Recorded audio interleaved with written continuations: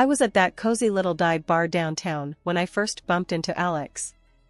My friend, Jess, dragged me there after work, promising it'd be a chill night. Little did I know, it would change everything. "Come on, Tasha, it'll be fun. Plus, you need to get out more," Jess had insisted, her arm looped through mine as we navigated through the crowded space, filled with the hum of conversations and the occasional clink of glasses. I was scanning the room, taking in the mismatched furniture and dim lighting, when I accidentally collided with someone. "Watch where you're going," I blurted out, before even looking up. "Sorry about that," a deep, amused voice responded. It was Alex. His apology came with a grin that, despite my irritation, I found disarmingly charming. Jess, ever the social butterfly, jumped in. "Oh, hey Alex. Didn't know you hung out here too. This is my friend I've been telling you about." Alex extended his hand, still smiling. "Nice to meet you, I'm Alex. Seems like fate's got a funny way of introducing us." I shook his hand, feeling a weird mix of annoyance and curiosity. "I'm Tasha. I'm sure fate's got better things to do," I retorted, trying to match his casual demeanor. We found a table, and the night unfolded with laughter and stories. Alex worked as a manager at a car company, a job that seemed to suit his confident, easygoing nature. "You gotta roll with the punches, you know? Can't let the small stuff get you down," he said at one point, shrugging off a question about work stress. I talked about my job as a kindergarten teacher, how every day was a mix of chaos and joy. Kids are brutally honest, no filters whatsoever. But it's refreshing, keeps you grounded, I explained. As the night wore on, I found myself drawn to Alex's straightforwardness and sense of humor. He didn't mince words, and neither did I. It was comfortable talking to him. "You two seem to hit it off," Jess teased, nudging me as Alex went to grab us another round of drinks. "I guess he's not too bad," I conceded, watching him navigate through the crowd with an ease that seemed to come naturally to him. When Alex returned, he handed me a beer, our fingers brushing slightly. "Thought you might like this one. It's my favorite." "Thanks," I said, taking a sip. It was good, actually. "So, what's a car company manager doing in a dive bar like this? Shouldn't you be at some fancy cocktail place?" Alex laughed, a genuine, hearty sound. "Nah, this is more my speed. Real people, real conversations. None of that pretentious crap." The night ended with promises to meet up again, no specifics, just a mutual understanding that we'd both like that. As Jess and I walked back to her car, she nudged me. "See? I told you it'd be fun." And we didn't disappoint her by getting married 6 months later. After 5 years of trying and failing to start a family, life decided to throw us another curveball. My father-in-law, the one person in Alex's family who'd always been kind to me, passed away. That left Eleanor, my mother-in-law, all alone in that big, creaky mansion of hers. Alex thought it'd be a good idea to move in with her. "It's the right thing to do," he'd said one night, trying to sound convincing. "She's all alone now, and we can save some money on rent." I wasn't buying it. "Live with Eleanor? Are you out of your mind? She's made it pretty clear she can't stand me," I shot back, frustration boiling over. Our apartment might have been cramped, but it was our space, free from judgmental glares and snide remarks about my inability to conceive. Alex sighed, running his hands through his hair. "I know it's not ideal, but she's my mom and she needs us. Plus, we're barely scraping by as it is." I knew he was right about the money, but the thought of facing Eleanor's cold shoulder every day was like agreeing to live in a lion's den. "Fine," I finally agreed, but the minute she starts in on me about not having kids, I'm not holding back. The day we moved in, Eleanor greeted us with a forced smile that didn't reach her eyes. "Welcome," she said, her voice as chilly as the drafty halls of the mansion. "I suppose we'll have to make do with each other." "Thanks, Mom. We really appreciate it," Alex replied, ever the diplomat. I just nodded, not trusting myself to speak. The first few weeks were tough. Eleanor made no secret of her displeasure at having me around. "You're doing it all wrong," she'd snipe as I tried to navigate my way around the kitchen or tidy up the living room. Her words were like barbs, each one a reminder that I was an outsider in her world. One evening, as I was attempting to make dinner, Eleanor came in, watching me like a hawk. "You're cutting the vegetables too big," she commented, her voice dripping with disdain. I clenched the knife a little tighter, my patience wearing thin. "Well, Eleanor, why don't you show me how it's done, then? Since you're the expert," I shot back, the words bitter on my tongue. She huffed, crossing her arms over her chest. "I shouldn't have to. A proper wife would know how to do these things." That was the last straw. "Look, I'm here because your son asked me to be, not because I enjoy your company. So, how about you back off and let me cook?" Eleanor looked taken aback, her mouth opening and closing like a fish out of water. For a moment, I thought she might actually apologize, but then she turned on her heel and left the kitchen, muttering something about ungrateful children. A few months into our living arrangement with Eleanor, Alex hit me with a bombshell over breakfast. "I've been thinking, maybe you should quit your job and stay home," he said, not meeting my eye. I almost choked on my coffee. Quit my job? Why on earth would I do that? He shuffled his feet, looking uncomfortable. "Well, with Mom's health and all, we need someone to take care of her. And the house. It's a lot, and hiring a nurse plus a housekeeper? That's gonna drain us dry." I was floored. "So, you want me to become what? A full-time maid and nurse?" The thought of leaving my job, the kids I taught, it felt like he was asking me to give up a part of myself. "It's not like that," Alex protested. "It's just temporary. Until we figure something else out." I spent days mulling over it, arguing back and forth. In the end, the financial logic won out, but it felt like defeat. "Fine, I'll do it. But this is temporary, right?" I said, the word temporary tasting bitter. Transitioning from a kindergarten teacher to a full-time housewife was rough. I missed the chaos of the classroom, the joy of seeing a child's eyes light up when they learned something new. Instead, I found myself knee-deep in laundry, dust, and the endless task of trying to please Eleanor. At first, Eleanor seemed to take a perverse pleasure in critiquing my every move. "You're not cleaning that right," she'd say, watching me struggle with the ancient vacuum cleaner that seemed to cough dust rather than collect it. Or during dinner, "This chicken is dry. Didn't your mother teach you how to cook?" I bit my tongue, reminding myself this was all temporary. But as the days turned into weeks, something shifted. Maybe it was the day Eleanor found me crying over a burnt casserole, or maybe she just got tired of eating poorly seasoned food, but she started to soften. "Here, let me show you how to make my meatloaf," she offered one day, her voice lacking its usual sharpness. Alex always loved it as a boy. Cooking with Eleanor was a revelation. Under her guidance, I started to actually enjoy it. We found common ground in the kitchen, of all places. I even began reading to her, newspapers at first, then novels. Our conversations grew, branching out from the mundane to the personal. I learned about Alex as a child, about my father-in-law, about the history of the family I'd married into. I thought Alex would be pleased to see his mother and me getting along. Instead, he seemed more distant.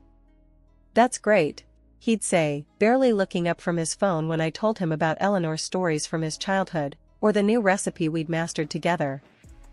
It was like he was there, but not really. "Don't you care that your mom and I are finally getting along?" I asked him one night, frustration boiling over.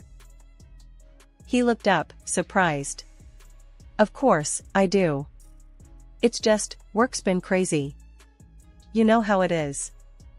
But I didn't, not really.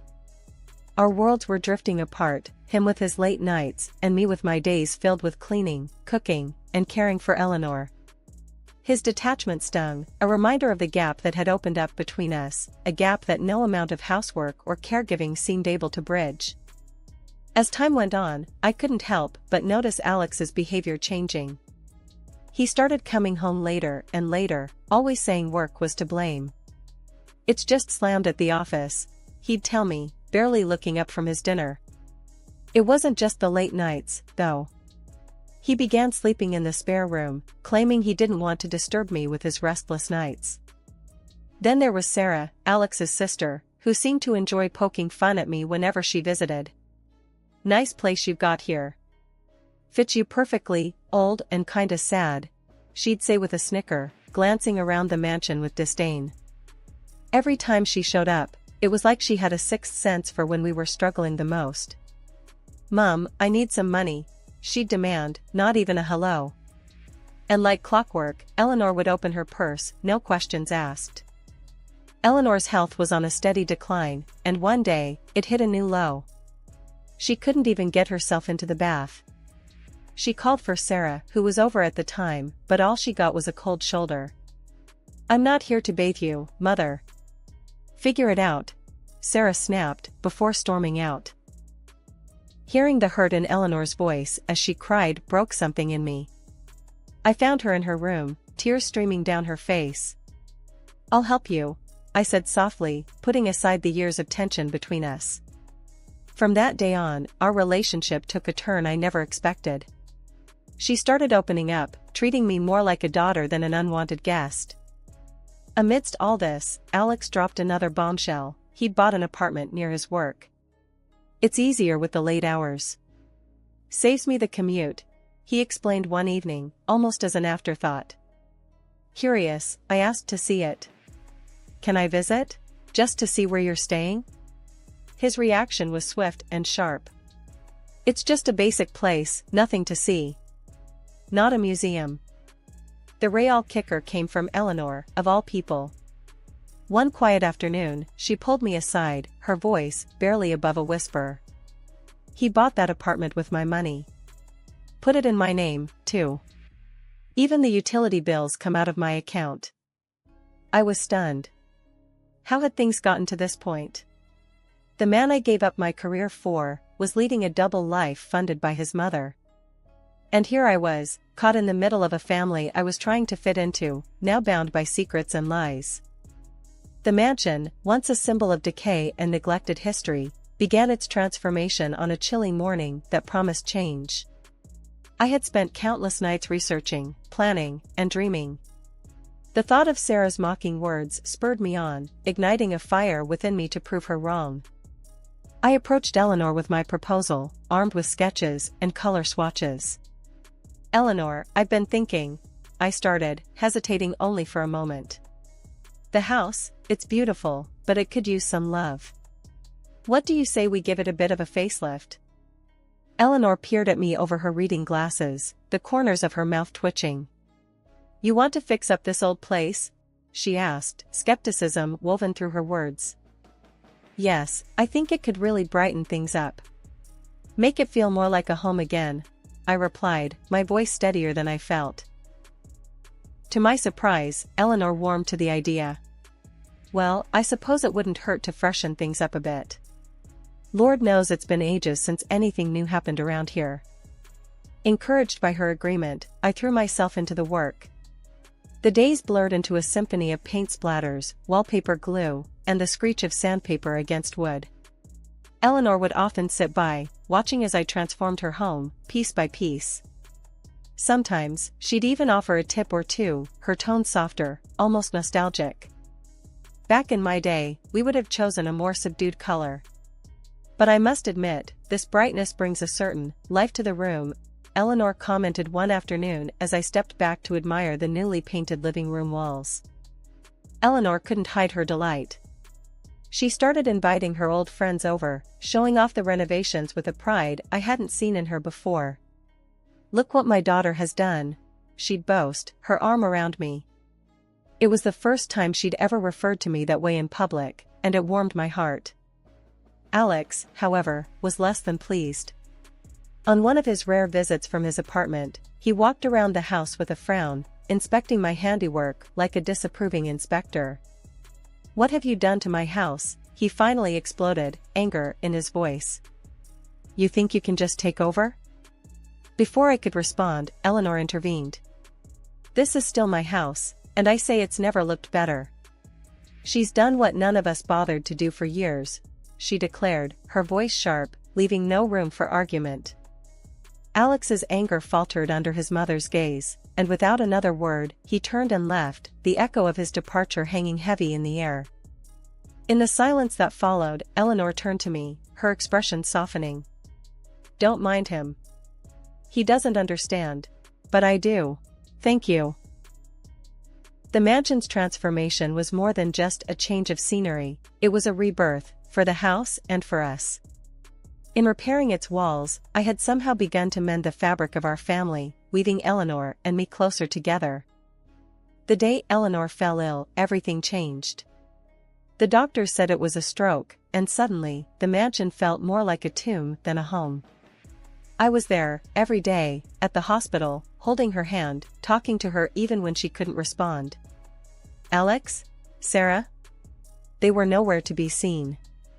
It was as if they couldn't be bothered, their own mother lying there, a shadow of her former self. When Eleanor finally came home, it was a bittersweet victory. She was bedridden, a mere whisper of the formidable woman she once was. That's when Alex and Sarah decided to show up, not out of concern, but greed. I overheard them one day, in the drawing room, voices low but greedy. The house should go to me, Alex was saying. I'm the eldest. It only makes sense. Sarah snorted. You think I'm just going to step aside? She promised me the jewelry, the antiques. I've got plans for those. Their mother, their own flesh and blood, was lying helpless, not 10 feet away, and here they were, divvying up her possessions like vultures circling a carcass. Fury boiled inside me. I stormed into the room, unable to hold back. How dare you? She's still here, still fighting, and this is how you honor her? By fighting over her things like she's already gone? They turned to me, surprise and irritation flashing in their eyes. This is family business, Alex snapped. Stay out of it. Sarah just sneered. What would you know about it? You're just the help. But I wasn't just the help. I was the one who stayed by Eleanor's side, the one who cared. So, I did what they couldn't. I took care of her, day and night. I learned how to do the exercises the physiotherapist recommended, gently coaxing her limbs to move. I massaged her stiff muscles, encouraging circulation, whispering encouragement as if my words could heal. And slowly, miraculously, Eleanor began to improve. First, it was a flicker of movement, then a mumbled word. Days turned into weeks, and she started eating on her own, taking shaky steps around her room. Alex and Sarah couldn't hide their disappointment, their greedy plans crumbling as Eleanor regained her strength. I don't understand, Alex muttered one day, watching his mother navigate the hallway with her walker. I thought the doctors said. They underestimated her. I cut in, not bothering to hide my disdain. Seems like you did, too. Eleanor, for her part, seemed to thrive on proving them wrong. With every step, every word, she reclaimed a piece of herself that had been lost to the stroke. And I, who had once felt like an outsider in this family, found a sense of purpose and belonging I hadn't known I was missing. And then the unexpected happened, a second stroke, and Eleanor passed away. The day of the funeral was draped in a somber gray, the sky mourning Eleanor as much as any of us. The service had just ended, the air still thick with grief and whispered condolences, when Alex made his entrance. Not alone, but with a woman clutching his arm and 2 young children in tow. The whispers grew louder, curiosity and shock mingling in the air. This is Marissa, my wife, and these are our kids, Alex introduced them, his voice devoid of the hesitation I'd expected. My world, already unsteady from loss, seemed to tilt further. Your wife? I echoed, the words bitter on my tongue. And you think you can just waltz back here and take over? Alex's gaze was defiant. This is my family's home. We belong here. Sarah's laughter cut through the tension. Looks like you're out, dear. Mum's money, the house, it's all going to be properly managed now. Their audacity left me reeling, but I was spared from responding by the arrival of the notary, a briefcase in hand. If I may, it's time to read Eleanor's will. We gathered in the living room, the very heart of the mansion Eleanor had loved so dearly. The air was thick with anticipation and, on my part, a sliver of hope. Alex and Sarah were smirking, confident in their victory, until the notary's words shattered their expectations. To my daughter-in-law, who has shown me more kindness and love than I could have ever expected, I leave my entire estate, including the mansion and all financial assets. The room went silent. Alex's face turned a shade of red I hadn't seen before, while Sarah's mouth hung open in disbelief. "This can't be right," Alex exploded. "She's manipulated everything." Sarah chimed in, her voice shrill. "You're nothing but a con artist." The notary, unfazed, pressed a button on a small device he'd pulled from his briefcase. Eleanor's voice filled the room, her image appearing on a screen. "I've made my decision with a clear mind," she said, looking directly into the camera. "My son and daughter have been absent, concerned more with what they could inherit than with me. But she has been by my side, caring, loving. She is my family." The video left Alex and Sarah speechless, their accusations dying on their lips. The revelation of Eleanor's true feelings, her acknowledgement of my loyalty and care, was a vindication I hadn't known I needed.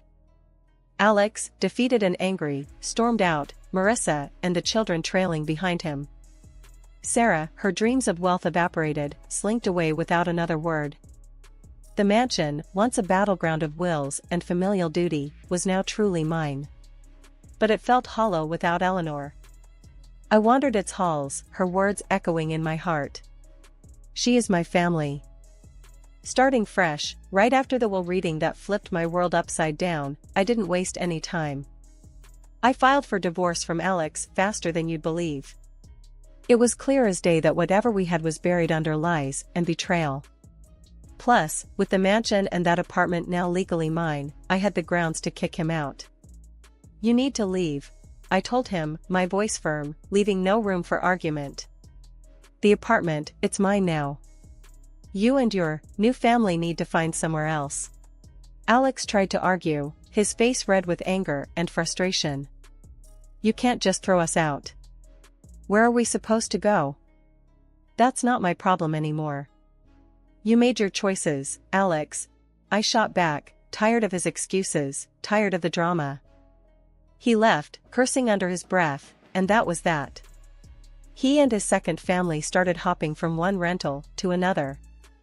I heard through the grapevine that it wasn't going well for him, but that piece of news didn't stir anything in me anymore.